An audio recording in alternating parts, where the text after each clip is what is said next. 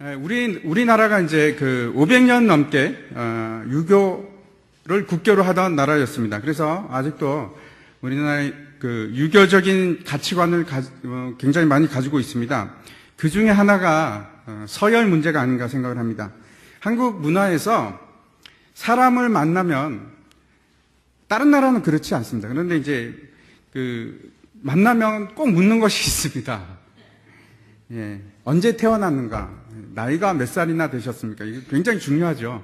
왜냐하면 먼저 서열을 정해야 됩니다. 만나면. 그래서 아마 전 세계에서 가장 생년월일에 민감한 나라가 우리나라가 아닌가 생각을 합니다. 그 유교에서 상강오륜 중에서도 이제 그 하나가 장유유서 아닙니까? 그래서 순서를 다 이렇게 매겨야지 윗사람으로 모실 수가 있고 그 자리매김을 할 수가 있습니다. 그런데 이게 자리매김에 집중하다 보면 이제 문제가 생기는 겁니다. 사실 뭐 서열이 우리나라뿐이겠습니까? 세상 어디를 가도 정도의 차이는 있지만 다 서열이 존재합니다. 동물의 세계에서도 서열이 있지 않습니까? 원숭이끼리도 다 서열이 있고, 예. 모든 동물들이 다 그렇습니다. 감옥에 가도 서열이 있고, 군대에 가도 군대 가면 이제 특히 서열과 이 군기가 동일시 될 때가 굉장히 많이 있습니다. 제가 좀 군대에 늦게 갔습니다. 26살 때 이제 군대 갔는데, 제 바로 위에 고참이 이제 20살이었습니다. 그러면 이제 나이가 한 6살 차이가 나는데, 지금은 뭐 그렇습니다. 이제 나이가 들어가면 점점 더 이제 폭이 넓어져서 한 10살 정도 차이 나는 거는 뭐 별로 중요하지 않지 않습니까? 근데 그때는 민감합니다. 20대 초에는 민감하죠. 그래서 그런 생각이 드는 겁니다. 내가 대학생일 때 제 중학생이었는데. 그런 생각하면 막 억울하죠. 억울합니다. 여자분들은 잘 모르실 텐데, 군대에 가면, 여러분, 외울 게 굉장히 많습니다.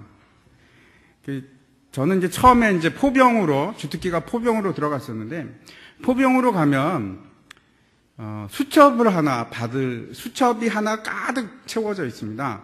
그걸 다 외워야 됩니다.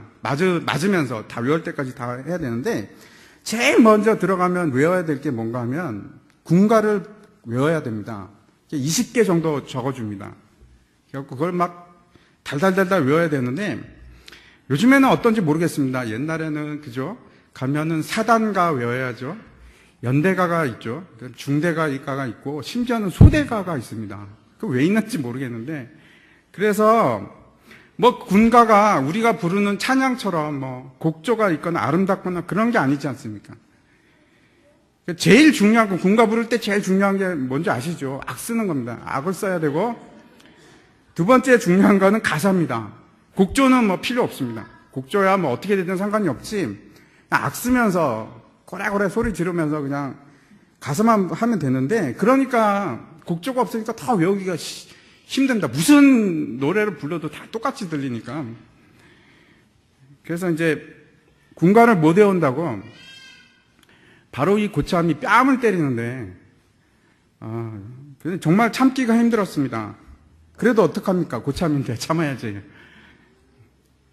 최근에 뉴스를 보니까 요즘에 이제 군대에서 하극상이 점점 많아지고 있다, 뭐 그런 얘기를 하는데, 유교적 가치관이 이제 조금씩 바뀌고 있다는 증거가 아닌가 하는 생각도 합니다. 우리나라에서는 그 나이가 정말 중요한 서열을 매기는 방법 중에 하나인데, 여러분, 미국 같은 나라는 어떻다고 생각을 하십니까? 거기에도 서열이 있을까요?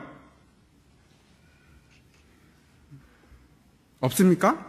아니요, 당연히 있죠. 거기도 당연히 있습니다. 거기도 이제 서열이 존재하는데, 미국 같은 나라는 합리주의하고 그 경험주의가 굉장히 발달한 나라입니다. 그래서 거기에서 뭐 나이 같은 거 안 물어봅니다. 뭐 학력도 잘 안 물어보고, 어디 학교 나왔냐 뭐 이런 거 잘 안 물어봅니다. 그런 건 별로 중요하지 않고, 정말 중요한 거는 이 사람이 유능한가 아닌가, 그게 제일 중요합니다. 그걸로 서열을 매깁니다. 그래서 다 연봉도 틀리고 다 그렇습니다. 우리는 사실 이제 우리나라에서는 겸손한 척 하는 게 굉장히 미덕이지 않습니까? 그렇죠? 여러분도 다 그렇게 하시죠? 겸손한 척. 그게 미덕입니다. 그래서 먼저 시작하는 말이 제가 뭐 잘 모르지만 이렇게 얘기를 해야지 저 사람이 그래도 좀 교육을 받았구나 이런 말을 듣고 잘할 줄 알아도 저 잘 못합니다 이런 게 그래도 저 사람이 됐구나 저 잘합니다 이런 사람 이제 하면 한국 사람들은 보통 다 싫어합니다. 그런데 미국은 그렇지 않습니다. 전혀 다릅니다. 그래서 모든 서열이 유능함으로 이게 줄지어지기 때문에 무능하면 바로 도태가 됩니다. 이제 어린아이들이 이제 우리나라도 이제 가끔 그러기도 하는데 무슨 게임을 할 때 미국에서는 반드시 그 뭐라 그러죠? 뽑아가는 거? 트레이딩 뭐라 그러죠? 그 뽑아가는 거. 드래프트제를 합니다. 애들이 게임을 할 때도. 우리는 그냥 너 저 편, 우리 이 편 이렇게 주로 정하지 않습니까? 이게 골고루 맞게끔. 미국은 아닙니다. 철저하게 잘하는 애들부터 뽑아갑니다. 한 명씩 한 명씩. 냉정합니다. 아주 냉정합니다. 그래서 미국 사람들은 제가 보기에는 저 개인적인 견해입니다. 태생적으로 교만합니다. 교만한 게 잘난 척 해야 됩니다. 잘난 척 하지 않으면 그냥 사회에서 바로 도태가 됩니다. 그래서 몰라도 아는 척하고 못해도 잘 하는 척 할 수밖에 없습니다. 이제 대표적인 게 길을 가다가 이제 길을 묻지 않습니까? 한번 여러분 이제 경험 있으시죠? 물어보면 절대 모른다고 그러는 사람 아무도 없습니다. 다 안다고 합니다. 그리고 엉뚱한 데 가르쳐 줍니다. 그래서 믿으시면 안 됩니다. 왜 그러냐 하면 자기가 무능한 걸 보여주기 싫어서 그런 것 같습니다. 교회에도, 교회 안에서도 보이지 않게 서열이 존재합니다. 그런데 몸의 지체가 된다는 것은, 교회의 지체가 된다는 것은 서열이 없다는 뜻입니다. 단지 머리는 존재합니다. 우리의 주인이고 우리의 대장이고 누구십니까? 예수 그리스도시고 그 서열은 존재합니다. 우리의 머리가 되십니다. 그래서 우리는 예수님께 복종을 해야 합니다. 하지만 그 외에 다른 몸의 지체들이 서열이 있습니까? 여러분, 손하고 발하고 발가락하고 손가락하고 서로 서열이 있습니까? 서열은 없습니다. 교회의 지체가 된다는 것은 서열이 없다는 뜻입니다. 그게 지극히 정상적인 것입니다. 새로 등록한 초신자가 되었든지 아주 오래된 집사님이 되었든지 서열이 존재하는 것은 잘못된 겁니다. 다 우리는 형제고 자매입니다. 저와 여러분도 마찬가지입니다. 저와 여러분의 서열 차이가 있습니까? 없습니다. 직분의 차이일 뿐입니다. 맡은 바 임무가 틀릴 뿐입니다. 저는 말씀을 맡은 자고 여러분은 은사에 따라서 집사면 집사로, 장로는 장로로, 권사면 권사로 다 섬기는 직분이 틀릴 뿐입니다. 은사의 차이입니다, 또. 그래서 은사대로 교회는 섬기는 것 뿐입니다. 오늘 본문에 보면 서열을 가지고 이제 싸우는 제자들의 모습이 이제 나옵니다. 우리가 지금 교회에 있고 성도의 신분으로 앉아서 있어서 그렇지 사실은 너무나 당연한 거 아니겠습니까? 서로 순서를 정한다는 거, 순위를 매기고 서열을 정하는 것은 어쩌면 사람의 그 타고난 생리 같은 것이 아닌가 이렇게 생각을 합니다. 그래서 오늘 이 말씀이 남의 말이 아니고 바로 우리의 모습임을 생각하면서 한번 우리가 본문을 봤으면 좋겠습니다.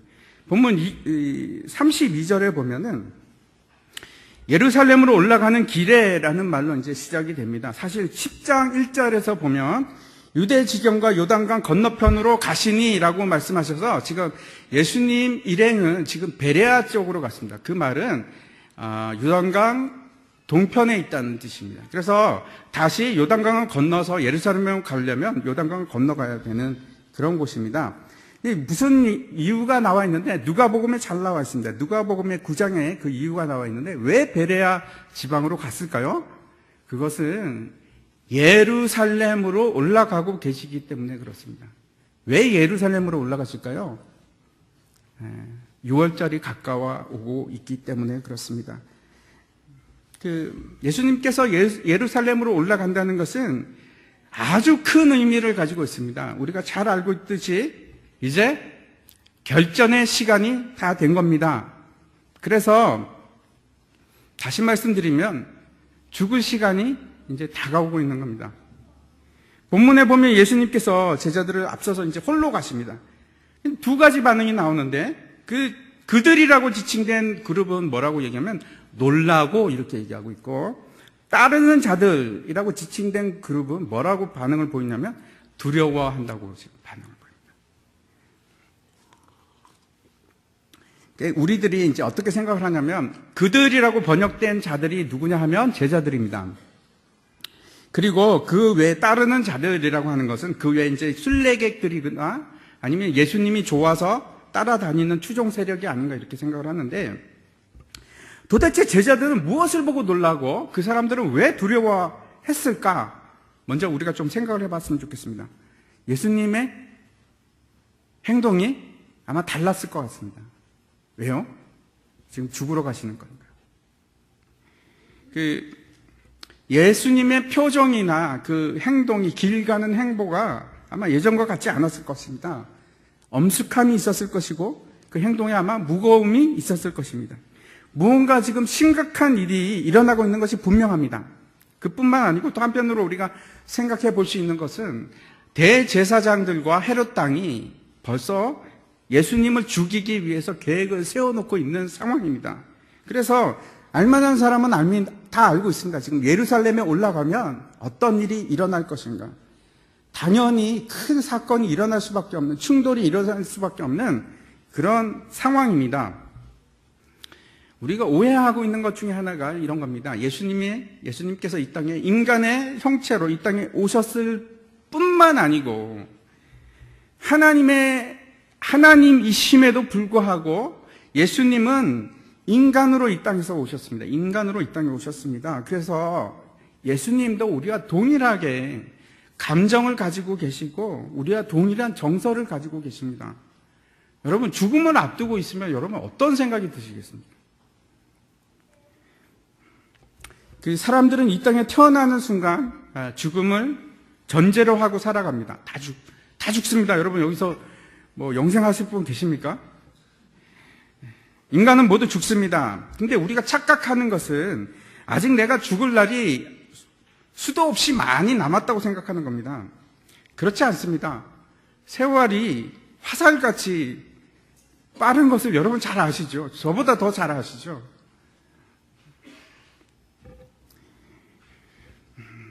자신이 생명이 얼마 남지 않았다, 이런 선고를 받는 사람들이 많이 있습니다. 그렇죠. 이제 대표적으로 암 선고를 받거나 아니면 또 특수한 상황 가운데서 내 생명이 지금 얼마 남지 않았다는 것을 알고 있을 때, 그러면 여러분은 무엇을 하시겠습니까?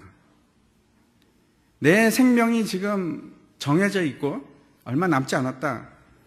그러면 뭘 하시겠습니까? 여러분이 제일 귀하다고 생각하는 걸 하시겠죠. 틀림없습니다. 그렇지 않겠습니까? 세상에서 내가 제일 소중하다고 생각하는 것, 제일 귀한 일을 할 수밖에 없을 겁니다. 그러면 여러분은 지금 세상에서 제일 귀한 일이 무엇입니까? 제가 세월호 아이들이 이제 죽을 때 메시지를 막 보내지 않았습니까? 한번 쭉 제가 살펴봤습니다. 살펴봤더니 대부분의 내용이 어떤 것인지 여러분 아시죠? 거의 대부분의 내용이 그런 겁니다. 미안해, 사랑해, 보고 싶어. 뭐 그런 것들입니다. 우리라고 지금 마지막 순간에 되었을 때 저는 틀 일이라고 생각하지 않습니다. 우리도 아마 똑같은 감정을 가지지 않을까. 내가 하고 싶은 것은 더 사랑할 수 있었는데, 내가 왜 그렇게 잘못했을까? 미안해, 아쉬움, 더 사랑할 수 있었는데. 지금 다시 한번 정신을 차리시고, 지금 감상에 적지 마시고 다시 한번 정신을 차리시고, 지금 내가 현재라고 생각하시고, 지금 이 상황에서 지금 여러분에게 가장 중요한 것이 무엇입니까? 이거 완전히 다르죠? 아닙니까? 지금 제일 중요한 것은 사랑해, 미안해 이런 것들이 아니고 지금은 힘의 논리에 관한 것들입니다.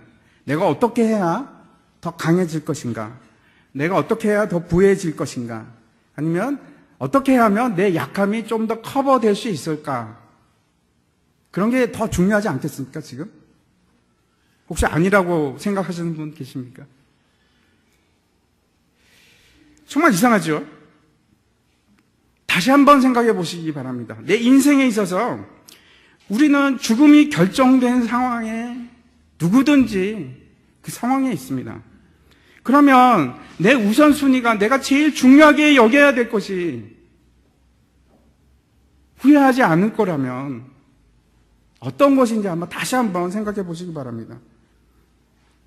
내가 아닌 남으로 돌아가기 시작합니다. 그렇죠? 나 자신을 위한 것이 아니고 남을 향한 것으로 바뀝니다. 나는 죽는다고 생각하면, 그렇죠?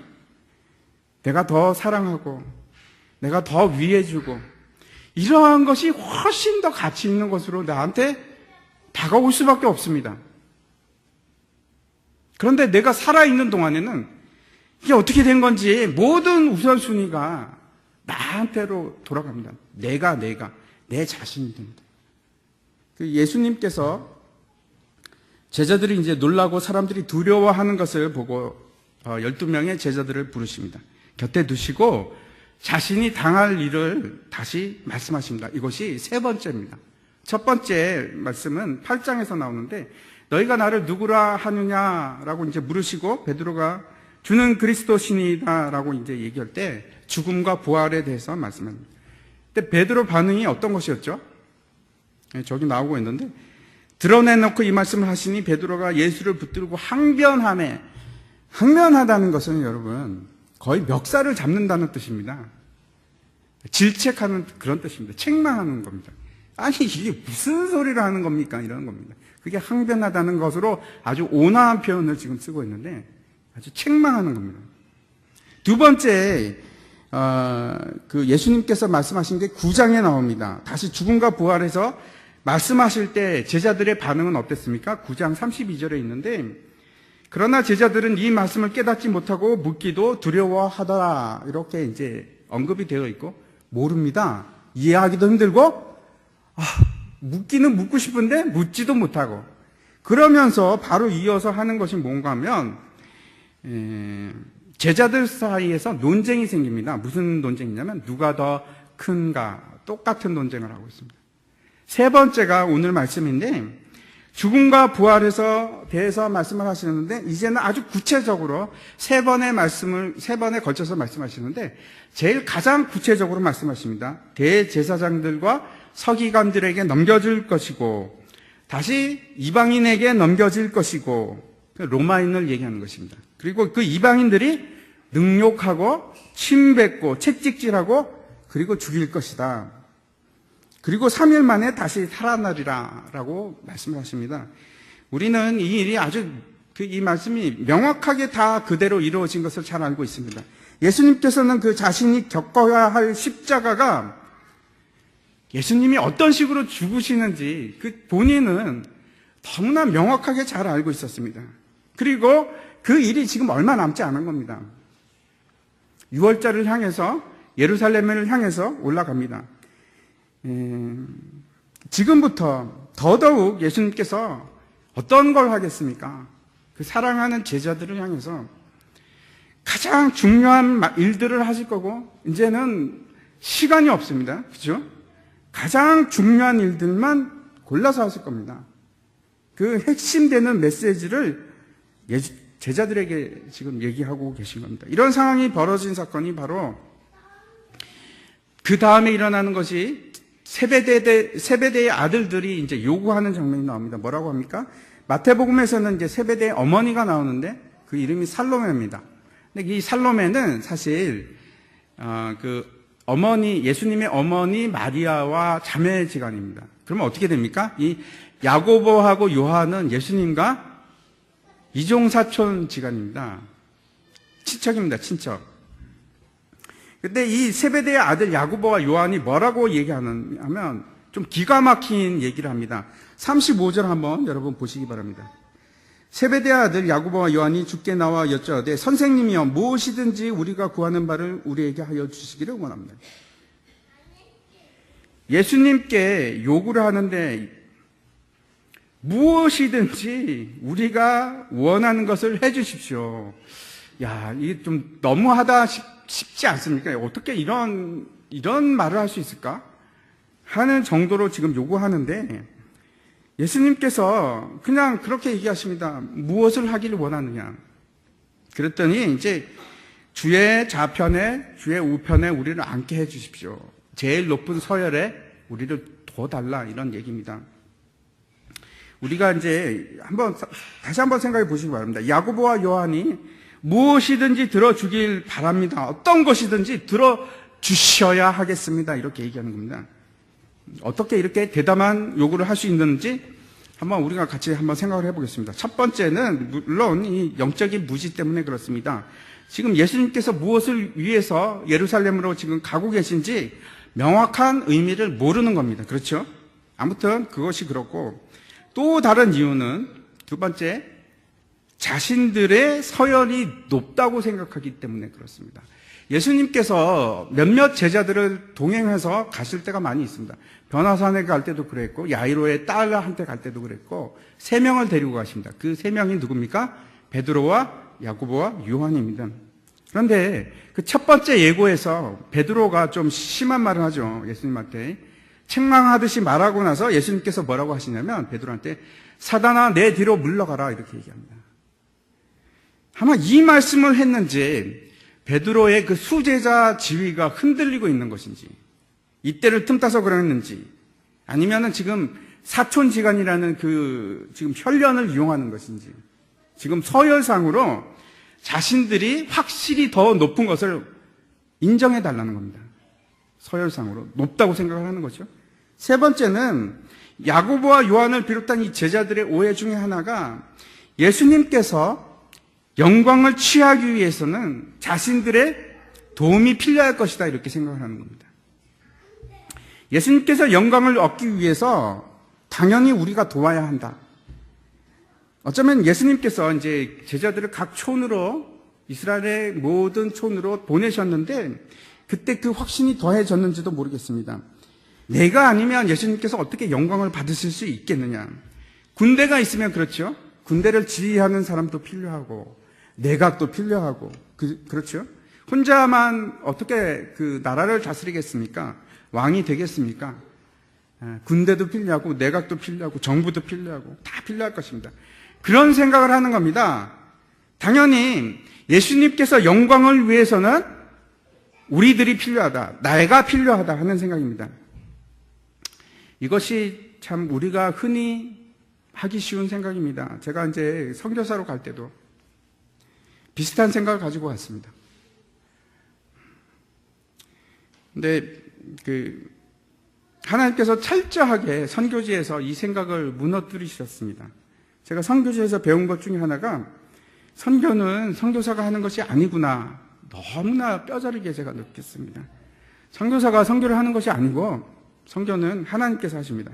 그래서 제가 정말로 아무것도 자랑할 게 없습니다. 제가 한 게 없으니까. 하나님이 다 하셨어요. 하나님께서는 스스로 계신 분입니다. 누구의 도움이 필요하신 분이 아닙니다. 영광을 드러내기 위해서 어떤 사람이 필요하신 분이 절대 아님에도 불구하고 단지 영광을 드러내는 그것을 위해 우리를 필요한 자리에 두심에도 불구하고 우리는 하나님의 영광을 드러나는데 내가 필요하다고 생각하는 교만을 가지고 있습니다. 그래서 우리가 흔히 기도할 때 그런 기도를 합니다.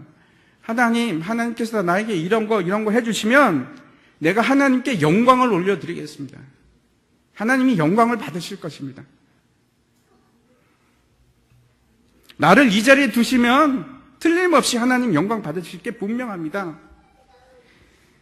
마치 나를 통하지 않으면 하나님께서 영광을 받으실 수 없는 분처럼 그런 이상한 생각을 하게 됩니다. 사실 따지고 보면 하나님의 영광을 구하는 것이 아니고 내 영광을 구하는 것인데도. 야고보와 요한을 보십시오. 그들이 요구하는 것이 예수님의 영광을 위해서 그 자리를 지금 원하겠습니까? 아니면 자신들의 영광을 위해서 그 자리를 원하겠습니까? 이 말을 듣고 예수님께서 하시는 말씀이 너희가 구하는 것이 무엇인지 너희는 모르고 있다. 알지 못하는도다. 내가 마시는 잔을 너희가 마실 수 있으며 내가 받는 세례를 너희가 받을 수 있느냐라고 물으십니다. 그 잔이 의미하는 것은 진노입니다. 하나님의 진노와 심판이고, 그리고 세례가 의미하는 것은 죽음입니다. 시편 75편을 한번 보도록 하겠습니다. 75편 8절에 보면 이렇게 되어 있습니다. 여호와의 손에 잔이 있어 술 거품이 일어나는도다. 속에 섞은 것이 가득한 그 잔을 하나님이 쏟아내시나니 실로 그 찌꺼기까지도 땅의 모든 악인이 기울여 마시리로다. 하나님의 진노의 잔에 대해서 말하고 있는데 그 안에 섞은 것이 있다는 겁니다. 그래서 그것이 더 빨리, 더 강하게 취하게 하는 것입니다. 예수님께서 이 진노의 잔을 마십니다. 그리고 이제 특별히 요한복음 19장에 보면 29절과 30절인데 거기 보면 이렇게 적혀 있습니다. 예수님께서 십자가상에서 말씀인데 거기 신 포도주가 가득히 담긴 그릇이 있는지라 사람들이 신 포도주를 적신 해면을 우슬초에 메어 예수의 입에 대니 예수께서 신 포도주를 받으신 후에 이르시되 다 이루었다 하시고 머리를 숙이니 영혼이 떠나가시니라. 그 다음 장 한번 넘겨주실 수 없습니까? 이것이 그 진노의 잔입니다. 두 번째 세례가 의미하는 것은 죽음입니다. 그 다음 보여주시기 바랍니다. 로마서 6장 3절인데 무릇 그리스도 예수와 합하여 세례를 받는 우리는 그의 죽으심과 합하여 세례를 받는 줄 알지 못하느냐. 세례의 첫 번째 의미는 죽음입니다. 물 아래에 이제 잠기는 거죠. 잠김으로써 우리의 육신이 죽는 겁니다. 죽음을 의미합니다. 예수님께서 내가 마시는 잔을 마시고 내가 받는 세례를 너희가 받을 수 있느냐라고 이제 질문을 하니까 이 두 명이 하는 말이 할 수 있습니다. 지금 자신들이 무엇을 말하고 있는지 알지 못하기 때문에 예라고 대답을 합니다. 여러분, 제가 똑같은 동일한 질문을 여러분에게 던지겠습니다. 제가 묻겠습니다. 여러분 마음에 진지하게 한번 마음속으로 한번 대답해 보시기 바랍니다. 여러분은 예수님께서 당하신 그 조롱과 고난과 진노의 잔을 받으실 수 있으십니까? 여러분은 예수님께서 당하신 그 세례를 정말로 받기를 원하십니까?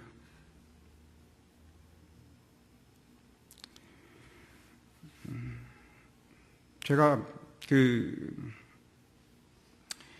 여러분 이 예수님의 그것이 예수님의 제자가 되는 길입니다.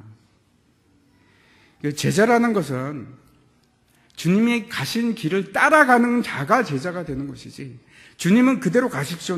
저는 다른 길로 가겠습니다 하는 것은 제자라고 하지 않습니다.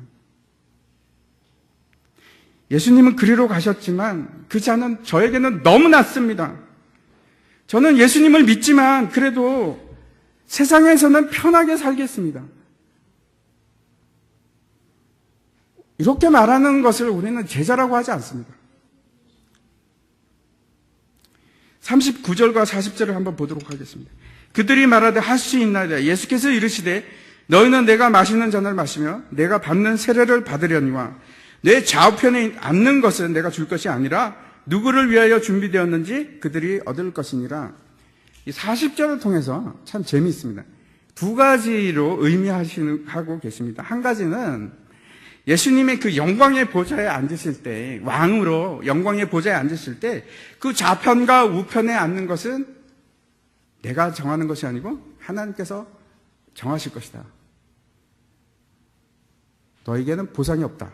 그렇게 얘기하시는 것이고, 또 하나는 십자가에 달릴 때, 십자가에 달리심으로써 영광을 드러내실 때 그 좌우편에 두 강도를 또 연상케 됩니다.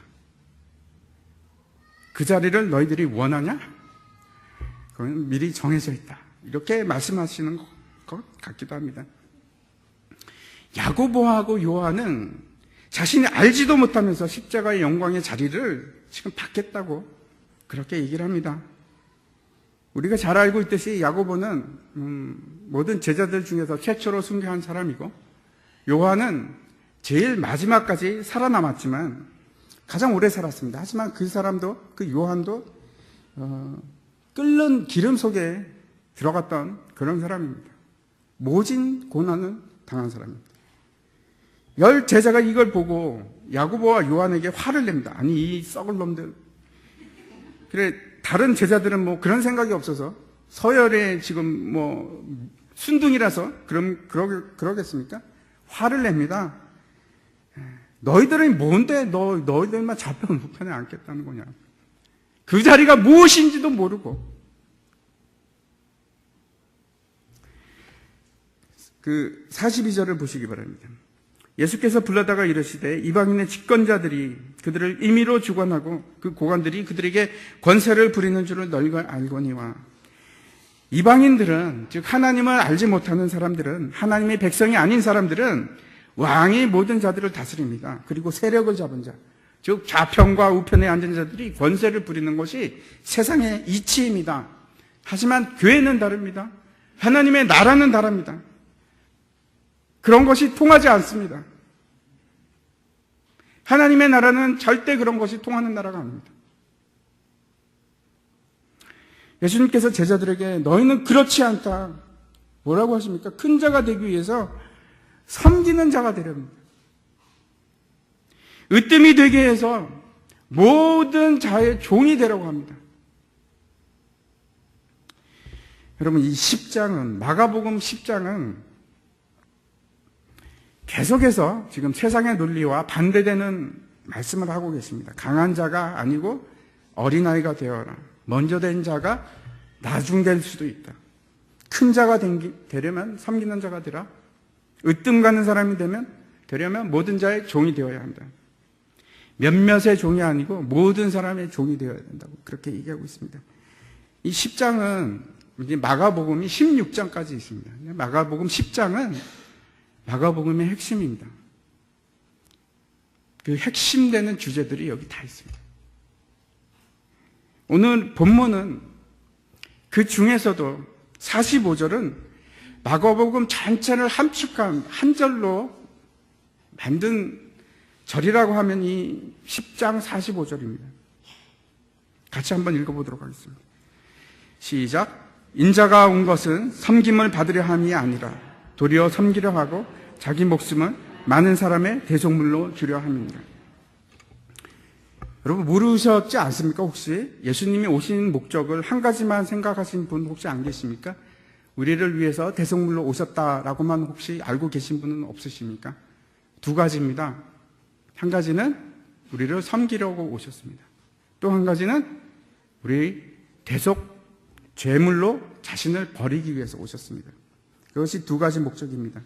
섬김을 오셨다는 것이 예수님의 너무나 중요한 사역입니다. 섬김이 된다는 것은, 여러분, 그 신약에 이 섬김이라는 단어가 다 쓰여 있는데 그 많은 뜻이 어떤 거냐면 집사, 장로, 목사 다 똑같은 뜻입니다. 저도 여러분도 서로를 섬기기 위해서 부름을 받은 사람들. 우리가 종이 되어서, 종이 된다는 것이 무슨 뜻인지, 얼마나 이 험악한 뜻인지 아시지요? 종은 자유가 없는 사람입니다. 예수님께서는 우리의 종이 되어서 오셨고 우리를 섬기셨습니다. 그리고 그 일을 지금까지도 하고 계십니다. 그리고 우리를 향해서 동일하게 똑같은 길을 걸으라고 지금 강력하게 우리에게 말씀하고 계십니다. 섬기는 자가 되라. 예수 믿는 사람은 거들먹거리는 사람이 아니고, 예수 믿는 사람은 쥐를 뻐기는 사람이 아니고, 예수 믿는 사람은 높아지려고 하는 사람이 아니고, 낮아지고 남들 밑으로 들어가서 그들을 섬기는 사람이, 그 사람이 진짜 예수 믿는 사람.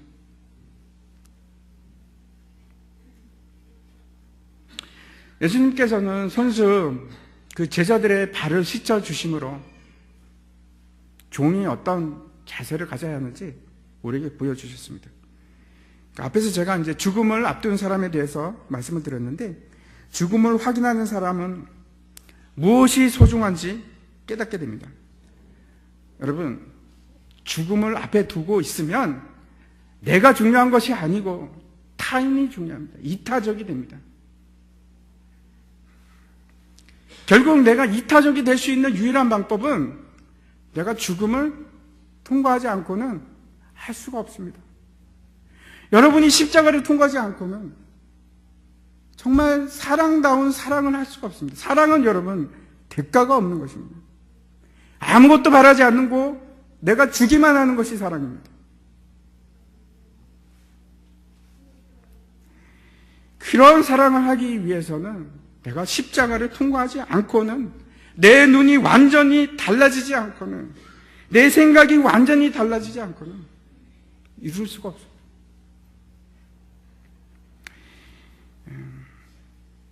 윌로우 크릭 그 교회에서 통계를 한번 낸 적이 있습니다. 그 1000개의 교회에서 가지고 이제 앙케이트 조사를 해갖고 이제 통계를 냈는데, 제자가 오래된 교인이면 오래된 교인일수록 제자가 될 확률은 지극히 낮다고 합니다. 힘들다고 합니다. 왜 그렇습니까? 우리가 오래된 사람들이 그리스도가 주인인 것을 인정하지 않아서 그런 것이 아니고 알고 있습니다. 그냥 아는 데서 그치는 거예요. 결단을 늦춥니다. 나에게는 더 많은 시간이 있다고 생각을 합니다. 시급함이 없습니다. 아직도 시간은 많은데요. 천천히 하지 뭐. 그런데 통계가 그렇습니다. 그래서 결국 제자가 못 된다는 겁니다. 우리가 이제 약이 되면 쓴 것도 마시지 않습니까? 그래서 몸을 위해서면 내 살아있는 내 육신을 위해서도 별짓을 다 하는데, 심지어는 내 영혼을 위해서, 나의 영생을 위해서 우리가 못할 게 뭐가 있겠습니까? 예수님의 그 잔이 쓰겠죠. 얼마나 씁니까? 그런데 마십시다. 예수님의 세례는 죽음입니다. 쉽지 않죠. 그래도 우리가 받읍시다. 여러분, 예수님의 제자가 되려고 하면 우리가 예수님의 잔과 세례를 거부하지 말아야 됩니다. 그것이 바로 생명을 얻는 거예요. 영생을 취하는 유일한 길입니다. 그것이 이 마가가 얘기하고 있는 마태복음이 얘기하는 복음의 진수입니다.